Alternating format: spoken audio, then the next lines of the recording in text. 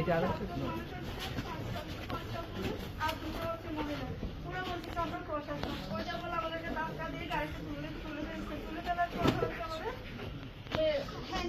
আপনার কালো কাপড় দিয়ে চোখটা পেয়ে দেয় আমার আম্মুকে সাউন্ড বক্সে বড় বড় করে গান দিয়ে মানে অনেক মারধর করছে।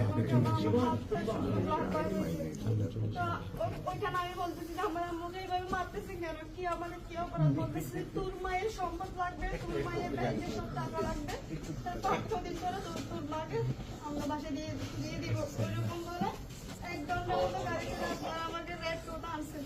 রেড আনার পর আমাকে এখানে রাখছে, যেখানে ছোট একটা স্যারেলর ছিল, আমরা বসতেও পারি ওইরকম অবস্থা।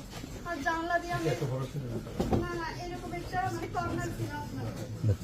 আমি হচ্ছে আমার আম্মু রাত্রে মানে আমার আম্মু একটু মোটা টাইপের ছিল, একটা হাতটা তো তুলে যাচ্ছিল। আমি বলতেছি আমাকে তুলে দেন না, আমার আম্মুকে তুলে দেন, হাতটা শুদ্ধ তুলে দেন। ওরা বলতেছে তোমার আম্মুর চাবে, আমাদের কাছে না হেডফোনার আছে।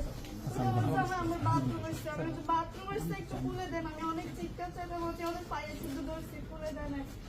তারপর আমার আম্মুর ওয়াশটা মনে করে এই পাশ দিয়ে গিয়ে ওই সাইডে গেছি। এটা হচ্ছে অনেকগুলো রেবেল মেয়ে ছিল, হসপিটাল আছে না ওইরকম একটা সিট অনেকগুলো সিট ছিল। আমরা বাথরুম করে এসেছি, পুরো আমি রেড কাপড় পরছিল এরকম কালো দিচ্ছি, আর এখানে রেড লেখা আছে ওইরকম দিচ্ছি, আর গাড়ি দিচ্ছি। তখন আমি সবগুলো দেখেই পেয়েছি, কারণ আমার একদিন এক রাত্রে আবার ওই দিন রাত্রে আমার আম্মুকে মারা হয়েছিল, আবার মারছে, কিন্তু আমাকে কিচ্ছু করে না, সব আমার আম্মুকে। একজন মহিলাকে মারছে, আপনার একজন পুরুষ, এত বড় একটা পুরুষ আমার আম্মুকে মারছে, আমার সামনে, কিন্তু আমি কিছু করতে পারি না।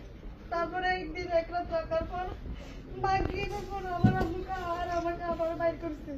আপনার বাইর করে 1 ঘন্টার মতো গাড়ি চালাইয়ে চালার পর হচ্ছে আপনার কমলাপুর স্টেশনের আগে আমাকে বলতেছে আপনাকে 800 টাকা দিব, আপনার বাসার ডিটেলস দিব, আপনি কোথায় চলে যাবেন। ওইটা মানে মুখ থেকে ইয়া করেন, আমাকে লাত্তি মেরে ফেলে দিচ্ছে গাড়ি থেকে, ধাক্কা দিয়ে ফেলে দিচ্ছে গাড়ি থেকে। আমার অজ্ঞান হয়ে যায়, একটা ইমাম সামনাকে আমাকে পাইছিল, পাওয়ার পর বাস কাউন্টারে গেছার পর আমার নাম্বার টাম্বার নিয়ে আমার আব্বুদারকে কল দিতে, কল দেওয়ার করে আসছে। আমরা আবার ওই দিন রাত্রে সকালে আমরা আবার রেড টুথ আসছিলাম।